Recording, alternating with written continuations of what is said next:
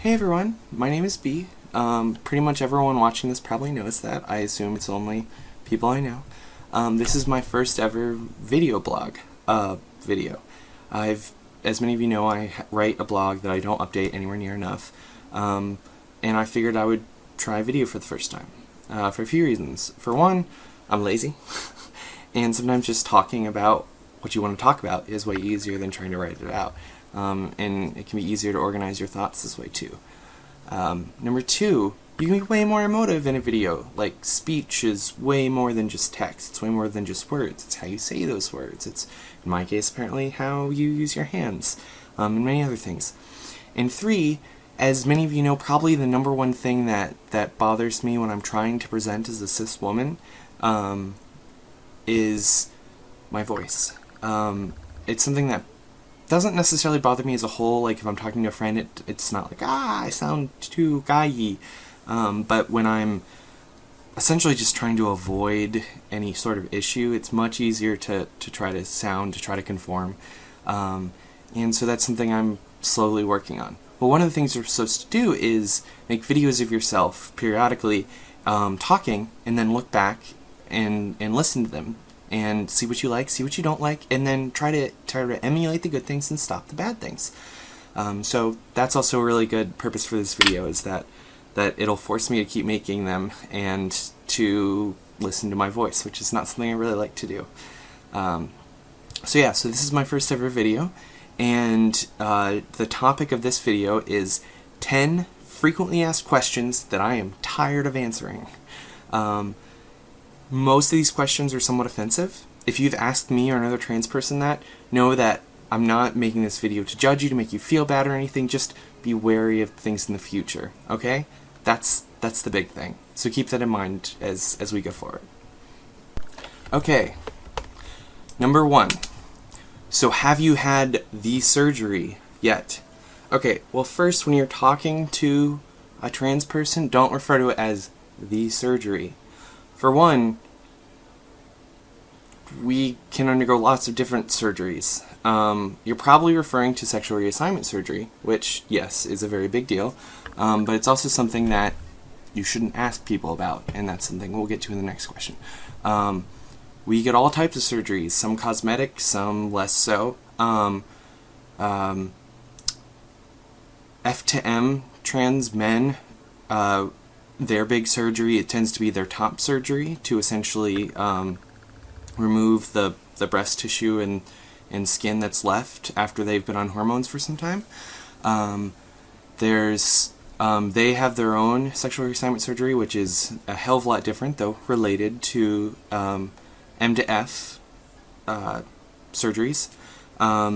We undergo laser hair removal, breast implants in some cases, anything else, any other cosmetic procedure that any cis people can go through. So don't refer to it as the surgery. Number 2, are you going to get the surgery? None of your fucking business. What's in my pants, or I'm wearing a dress right now, what's in my underwear is none of your business, and it never will be unless I'm trying to sleep with you.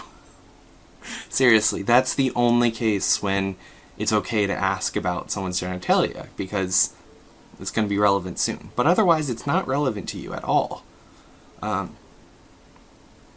Would you feel okay if someone asked you about your genitals, of how hard do you get, how long are you, or how wet do you get, how tight are you, how much do you like penetration? Like, that's weird. That's so weird. So just don't do it. Don't ask people that. And in the same vein, number 3, are those implants / are you going to get implants? None of your business. In case anyone cares, what I've grown so far is all through hormones, which is pretty cool. And some trans women with hormones can grow very nice breasts. Some can't.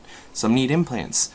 Do you think they want to talk to you about that? Do you think that if someone does get implants, that it's something that they want to go out of their way to talk about? In some cases, maybe, but let them be the ones to bring it up, not you. Okay? Okay. Number 4. What is your real name? And / what name is on your birth certificate. So a lot of people ask me, what is your real name? And I say my real name is B. I do actually have a couple other nicknames or names I've used at other points in my transition, which I consider those kind of my fake names. But B is absolutely my real name. It's the name I chose for myself, the name I'm using, the name that will hopefully soon be my legal name. And that's my real name. And then if you keep insisting, what's your real name, that tells me that you don't think that I deserve the name I have. That's really insulting. And the other question then people sometimes ask is, well, what name is in your birth certificate? And the thing is, if someone says that their real name is something and they won't budge from that, do you think they want to tell you what name is on their birth certificate if it is different? No. Leave them alone, really. The name that was given to you by your parents, if you've rejected that, if you no longer identify with that, why does it matter what it was? It doesn't. And stop acting like it does. That's really insulting to people who are forming a new identity. Yeah, alright. That's one of my more pet peeve questions. Alright, number 5. So what are you really, male or female? Okay, this question is really problematic on a number of levels. For one, again, none of your business what's in my underwear. But 2, there's male and female, these two scientific categories aren't really these two separate categories. Oh, it's nice, I have blue and pink nails, I can do this nicely. So we tend to think of it as there are males, that they have penises, testes, everything that can lead to sperm production, more muscular, hairier, taller, they have XY chromosomes, they have more testosterone, etc. And then we think of females as the opposite, as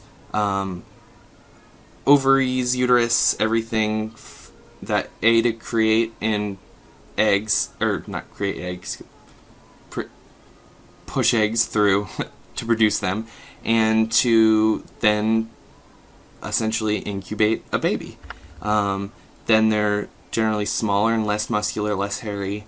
They have XX chromosomes, they have larger breasts, they have whatever. Male, female. But when you look at the science, when you look at the whole population, that's not how it works.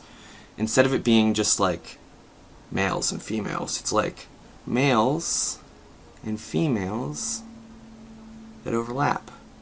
Because here's the thing, that every single one of those things I just mentioned has an overlap.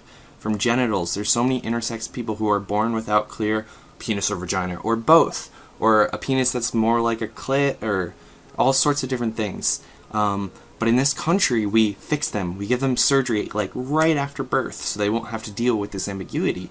And then often those children are often given hormones to make up for whatever lack of hormones they're getting. And that is an erasure of a whole part of this variation. But on top of XX and XY, which almost none of us get our chromosomes tested, so we don't actually know, we kind of assume, it's very possible we have the opposite chromosome set, but there's something else that has led to us essentially developing like one sex or the other. But keep in mind there's also XXX, there's also XXY, there's also other variations of chromosomal imbalances or differences or things that we consider to be problems, but they're really just variation. So when you talk about male or female, that's really problematic. For me, I still have, I'm going to go ahead and tell you things that I would not be okay with you asking me. I still have a penis, but I have very little testosterone in my system because I take testosterone blockers, and I have lots of estrogen and progesterone. I have real breasts, my facial features are softening, whatever, like and my hair is growing slower, like it's no longer so cut and dry, not to mention I have no idea what my chromosomes are. So what are you really, male or female, is a really crappy question. Alright, and then number 6. Well, were you born male? Right? And so for the same reason as that last problem, that there is no easy, nice male and female categories, well then why do we think there is? Well, it's not scientists. Biologists can tell you that there's there's variations. Doctors are the ones who maintain this. So, and this is something I've gotten called out before, that it's not were you born male or female, it's what were you assigned at birth. What did a doctor assign you at birth? And then you are told for the rest of your life that that's what you were. So that's, like, I would never ask someone, like, well, what were you assigned at birth? However, if sometimes I'm telling a story of a trans person who now identifies as they or something, but what they essentially, like, maybe what their voice is like or something about them that was related to what they were assigned at birth is relevant, then yeah, that's how you phrase it, is they were assigned female at birth, they were assigned male at birth, rather than they were male, they were female, or whatever. Okay, number 7. So are you gay? For one, gender identity, how I present who I am, doesn't necessarily mean shit for who I like, or who I like to sleep with. Really, it doesn't. It hasn't changed anything for me. I personally am attracted to both males and females. I tend to be much more romantically rather than like sexually attracted to women. But keep in mind, as we just talked about, there aren't these nice categories. So, if I don't nicely fit one, and particularly if my identity doesn't fit one, which even though I often tell people I'm a trans woman or a trans girl, I'm actually somewhat genderqueer because I do have these certain masculine tendencies that don't quite fit into being a cis woman. If I'm not quite a man or a woman, then what does it mean to be gay? I mean, would it be attracted to someone who's just the same balance as me? Because that's weird. That doesn't make any sense. So concepts of straight and gay are thrown out the window once you start looking at variations of gender or variations of sex. So, are you gay is a weird question. Okay, number 8. This follows very nicely. Wait, how can you like girls and still be trans? Easily, I just like them better. In fact, many trans women are more into women. Think about it. It makes sense that if we do have certain things that are certain psychological things that are associated more with men or males, if we grew up with one hormone balance, if whatever, we probably do have certain tendencies that split the difference between the male and female categories that have been assigned to people. But also, we appreciate femininity more than anyone else because we were told we couldn't have it our whole lives, and now we love it. So why might not that be something that we're attracted to in other people? It's very common. At least 50% of trans women are at least, like, somewhat attracted to women. Yeah. But trans people, again, because of our lack of duality, our weird in-between space that we occupy, there's a higher tendency for us to be bisexual or pansexual than other people. Okay, number 9. Wouldn't it be easier to just stay a guy? And then I will lead that, I'm going to join that with number 10, which is, if you like girls, wouldn't it be easier to just keep your dick? Don't you think they would prefer that? Okay, wouldn't it be just easier to stay a guy? No, because my attraction to women has nothing to do with who I am. Period. Okay? Now, if you like girls, wouldn't it just be easier to just keep your dick? Don't you think they would prefer that? Well, that's assuming that the main thing that women want in sex is a penis, which is pretty problematic considering that, like, what is it, 90% of orgasms that women have are not during coitus? That the penis is not the best way to give a woman an orgasm statistically, though some, yes, of course, like it better. And I've noticed that a lot of straight people in particular tend to think of, like, strap-ons and stuff, particularly for lesbians, as, like, that is a substitute for a dick rather than just something else. But that's not necessarily how most lesbians see it. They think of it as its own thing. It's its own thing. It doesn't have anything to do with the penis. It's just something that feels good. It's something that works well. And the other thing is that I've been very much embracing my identity as a lesbian, and a big part of that is the girl I'm dating now, Rach. Is that our relationship is so unlike any relationships I had before, and so much of it is because that gender dynamic is no longer there. That she sees me as a woman, she treats me as a woman, and in our relationship it's like it's two equals. That we don't have this in-between thing where we have such different viewpoints because of our gender that it doesn't really work. That I'm a lesbian, and I like being lesbian. I like my relationships with women, both romantically and as friends, much better than I used to. In fact, that's one of the hardest things of when I present more masculine, is that I feel like I don't relate particularly with women how I really like to. So, no, it wouldn't be the same. And also, if I'm more attracted to lesbians, do you think they want someone with a dick? No. And that's something that often, like, I'm about to go to a queer dance party, and if I dance with any women, I feel like I need to be straight up about my transness, or else I'm leading them on. Though, of course, as everyone tells me, that's not necessarily my responsibility, at least not until there's actually, like, sex involved.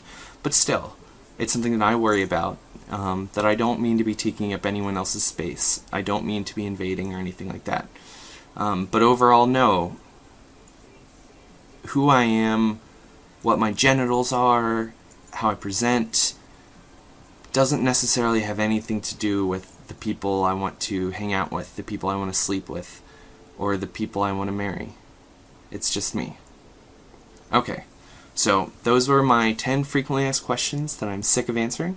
I hope I never get asked them again, but I'm sure I will quite a bit.